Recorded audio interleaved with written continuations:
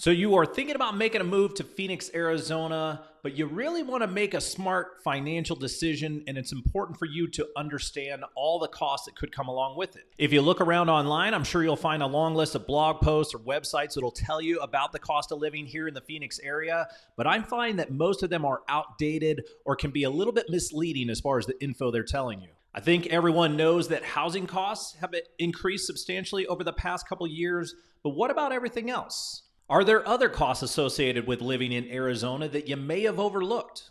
Or could you end up potentially saving money by living here? We're going to try to go through that and break that down for you today. It is 2023, and you really need to know what things will cost you here today in order to make the right decision. So if you think that info might be helpful to you, then stay tuned.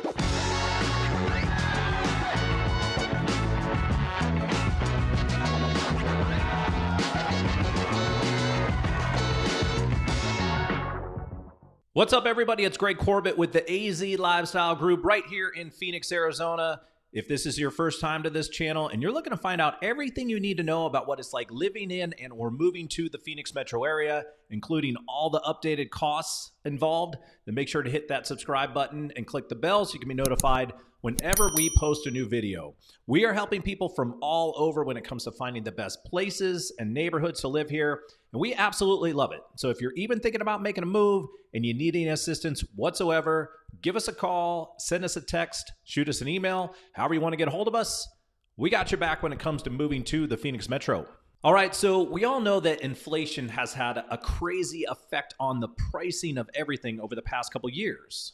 And as much as I'm kind of used to it by now, I still find myself in situations of disbelief when someone tells me the cost of something. For example, we took our daughter to Disney on Ice a couple weeks ago, wanted to get her souvenir, so she wanted this little frozen snowflake wand. And to my surprise, the thing was $35. And I was like, what the?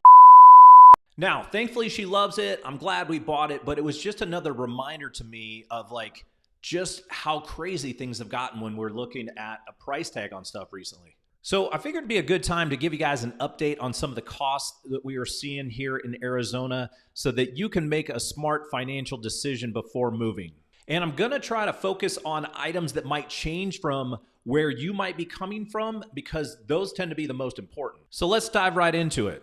All right, so item number one on my list is transportation. I think this is obviously important to anybody who's coming out here. We're going to break it down into a couple subjects here. I'm going to look at gas prices. I'm going to look at registration costs, and I'll also take a look at car insurance in general. So let's look at gas prices real quick here first. I've got AAA's kind of info as far as like the average gas prices as of today. I'm recording this on February 5th, and we've got Arizona average at $3.51 a gallon. The national average altogether is $3.47. So we're not too much off the national average right now. You can kind of go in and look at Maricopa County versus Pinal County. Look at all the other counties, but we're focused here in the Phoenix metro area. That's Maricopa County. So this is kind of what you can get a general idea of. I personally like to go to Costco quite a bit. So I'm going to get my gas at Costco. When I was there, you could get $3.11 at Costco on unleaded, and it was about $3.70 for premium unleaded. So that'll give you kind of a general idea on that as well. Let's go over to registration costs. A lot of states kind of have different costs involved when it comes to registration, but I think this kind of gives a good, accurate assessment from an average point of view. So if you've got a $30,000 vehicle, your first year is going to be about $504. Second year is going to go down to $435. Third year to $364. It's going to continue to go down as long as you own the vehicle. Let's look at an $18,000 vehicle. First year at $302, down to $261, $218. Keeps going a little bit lower.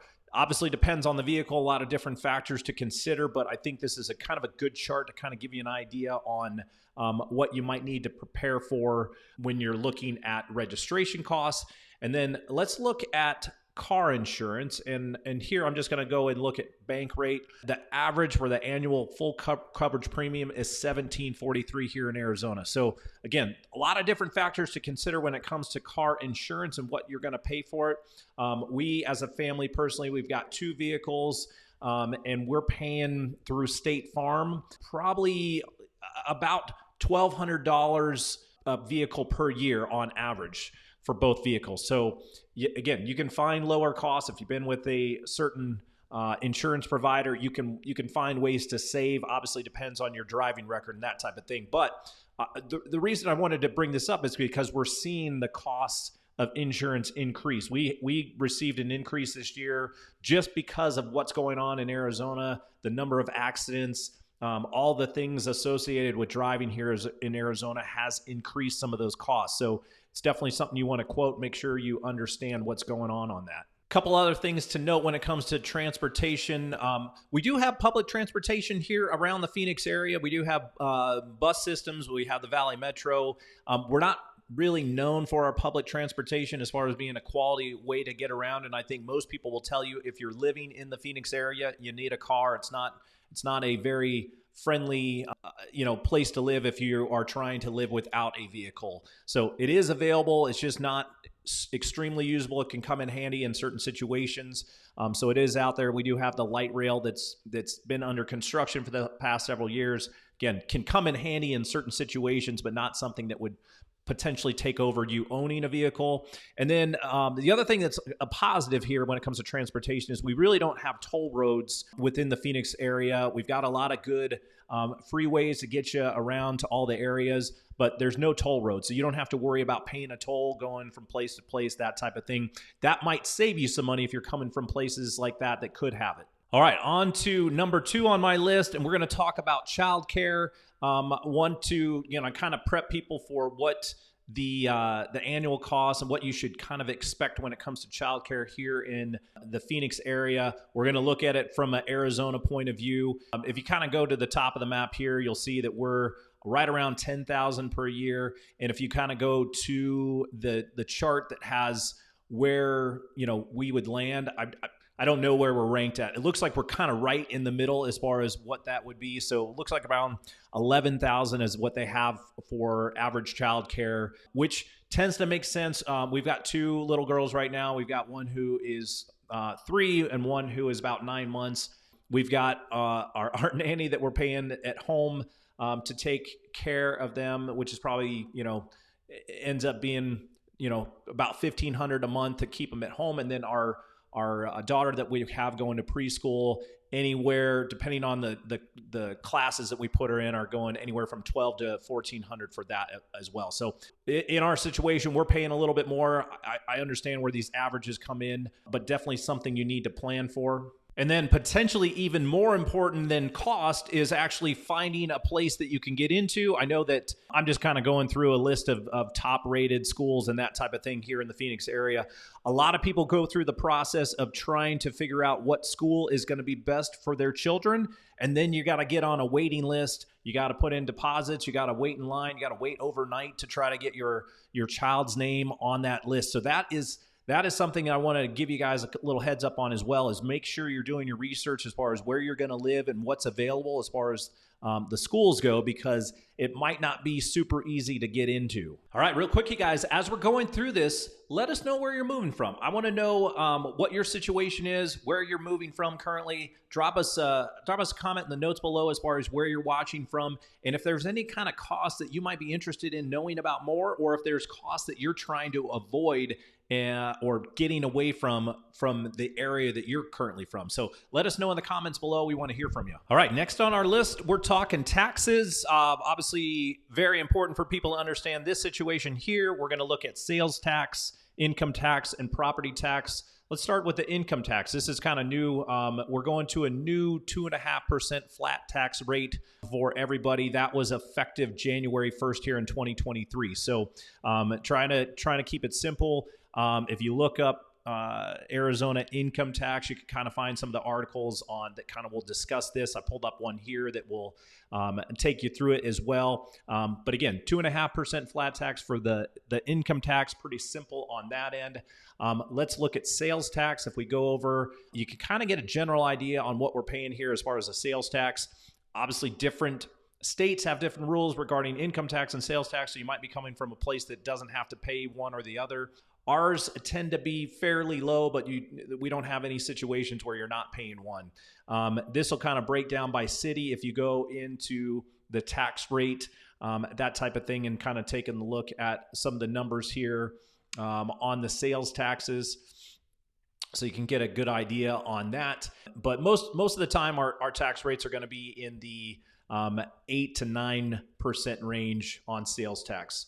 Property tax. This is a big one because I think a lot of people, when they're making the move to Arizona, you're probably coming from states that you might pay a little bit higher property tax.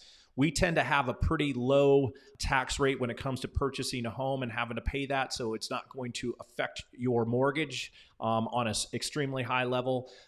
This kind of gives you kind of a general idea on what to expect as far as our county tax rate. And then, again, it's not an easy equation. So typically what you need to do is, if you're looking at a particular neighborhood, looking at a particular community, and you kind of want to know specifically what you think you're going to be paying in that area for that home, there's not a certain percentage we can go off of the actual purchase price. It's going to be off of the assessed value. That's coming from the county assessor's office. It's going to look a little bit different than what you're paying from a purchase price perspective. So you might want to reach out to us if you have specific questions on that. But I do want to bring up this map here. This is from Tax Foundation that kind of goes through the states as far as, what they're ranked as far as most versus least expensive. Arizona is number 39 on the list here with that 0.65 percentage on their value. So I think when you're coming from other states, you could probably pay significantly less when it comes to your property taxes. Obviously, with housing prices up, that could hopefully make a difference for you. All right, on to number 4, and that is, what is a pool going to cost you here in Arizona? I think that's a big, huge determining factor for a lot of people. If you're looking to make the move here, it's going to be hot during the summer. Most people want a pool. And so, that's going to factor in a couple different places. Number one, if you're looking to potentially purchase a home with a pool that's already included, what are you going to pay potentially extra for that? But also, what is it going to cost you if you decided to put a pool in on your own? We're going to talk about that exactly right now. And I want to bring this up. If I'm just building a pool cost in Arizona, you're going to get a bunch of old info here. And I think kind of like what I talked about in some of the other situations as far as being surprised and what the costs are, the cost of a pool have increased as much as what the cost of buying a home has in a lot of situations. It has felt like it's kind of doubled over the past couple of years. So I wanted to get information from a direct source from a couple good contacts I have. I talked to a good friend of mine, Brian Waddle, who works for Presidential Pools. He has been in the business for about 20 years now, and helps a lot of people. Presidential does a lot of pools in the area. And when it comes to what you're going to expect when you're like trying to figure out a basic pool package, I think you need to, be prepared for somewhere in the 45 to 50K range starting. And that's for your basic size, kind of like this, a 75-foot perimeter that's, no deeper than 5 feet. That's going to give you like a standard play pool with regular decking, that type of thing. You can add another 10 to 15,000 if you're going to add some water features, if you're going to add Pebble Tech, in-floor cleaners, that type of thing. And if you add a spa package, you're going to be in for another 20 to 30K on that. So again, depending on what you're looking to do, you could easily, by putting in a pool, add 100,000 right away. And if you want like a mini resort style backyard, look at 100 to 150 when it comes to the building, putting in a pool in the backyard and having it look the way you expect it, kind of like some of the pictures that you would see here. On that note, if you are looking for someone who is very knowledgeable and very helpful at potentially building a pool, helping you go through that process, I'm going to leave Brian's info below. And so if you need somebody to contact, I'm going to leave his contact info. Great person to work with, will take very good care of you. All right, number 5 on my list. Let's talk utilities. I'm going to bring up, again, if you do Google and just kind of do average cost of utilities in Phoenix or in Arizona, you're going to get a lot of blogs and stuff like that. It's going to kind of take you through a list of items. Let's just click on one here. Let's look at utility costs. This is probably, one of the better blogs that I found as far as just kind of breaking down an average. Again, your average will kind of give you something to take a look at, but there's so many different factors that it's hard to get a general idea. I think it's really what you need to know. You're going to have your electric bill. You're probably going to have gas bill. We typically have a lot of homes that have both electric and gas, depending on the situation. So be prepared for both. You are going to have your cable, internet, that type of thing, and then you're going to have your water, trash, sewer, on that end here too. So what typically you need to know when it comes to utilities is your electric bill is going to be a lot higher during the summer months because you're going to have your AC running constantly with the heat. And then typically during the winter, it's not going to be that bad. So you're going to have a lower cost during the winter. You're going to have a higher cost during the summer. Then it averages out to be, probably about the national average. So it's not going to be too bad. Probably no real other surprises outside of the higher electric bill costs. But obviously if you have a larger home, it's going to cost a lot more to run that AC. And then your water bill is going to go up during the summer months as well. So if you're going to be watering all of your landscape and all that type of thing, be prepared for your higher water bill on that end as well. Again, you can probably average it out to be a little bit less because you might not use it as much during the winter, depending on your situation. But those are the things that you need to think about. All right, last but definitely not least, we're going to talk about cost of housing, and probably focus primarily on what it costs to purchase a home right now and kind of going through that. I brought up a website here that I thought did the best job as far as providing the most up-to-date data on what's going on currently with not only interest rates, but prices, things that have been updated recently, and talk about it from a national perspective, what it takes currently, especially from a salary perspective, like the salary needed in order to purchase a home in some of the larger metro areas. If we kind of bring up this list here, obviously California dominates some of the most expensive markets. They've got the top 4. You get into Seattle, Boston, New York, Denver, DC, Austin, Portland, Miami, Riverside, San Bernardino, Sacramento, Salt Lake. We'll go down the list. Phoenix ends up coming in here at number 18 with the average of you need to make over $100K in order to be able to afford a home right now. And that's with the home price of around $475. So it kind of gives you a little bit of perspective on what's going on. Obviously, everywhere has gotten more expensive. So you could be coming from one of these other 17 cities where it's just as much, if not more, to live and purchase a home. You might be coming from other areas that might be a little bit less, but you got to kind of understand what you're going to be getting into. So definitely something you want to prepare yourself for on that. I also have a website that can help people, kind of guide people, because it's so specific as far as where you're going to be searching for a home and, what city, what area, what neighborhood, what zip code. And so if you want to kind of dial in like what you are looking for specifically, I think this could be a good link for you. I did another video on it recently, and you probably want to check that out. I can get you a link to this. It's going to go through what's going on currently and give you the trends in the market to show, hey, are prices going up? Are prices coming down? Is it a seller's market? Is it a buyer's market? And if you're looking to rent, what is the median rent, and what's going on with the rental market as far as, is it going up? Is it going down? A lot of people are trying to track here in 2023 if the rental market is going to be saturated. If this rental market's saturated, is that going to start pushing prices down on the rental side? And if it becomes saturated, that might end up pushing some of the costs of home purchases down. So a lot of things to kind of consider when you're looking at this. So if you're interested in getting this info, we'll send you a link. You can look at this all on your own. All right, so hopefully that info was helpful for you guys. Obviously, no matter where you're coming from, things are expensive right now. Things are expensive across the board. You need to be financially prepared in order to make the right decision. If you're looking to make a move, a lot of people are thinking that Phoenix and the Phoenix metro area could be the right decision for you, but you really need to know what you're getting into, kind of understand what the costs involved, know the differences from state to state. Is it going to be more expensive for you to move here? Potentially could be cheaper. You never know, but we're here to provide that info for you. If you're looking to find out more information or you really want to go over your specific situation, let us help guide you. We're here to help you. We're here to help guide you when it comes to finding the best places and neighborhoods to live here. We can also jump on a call with you directly, go over your specific situation, help figure out what's right for you. So give us a call, send us a text, shoot us an email, however you want to get a hold of us. We got your back, and until the next video, we'll catch you later.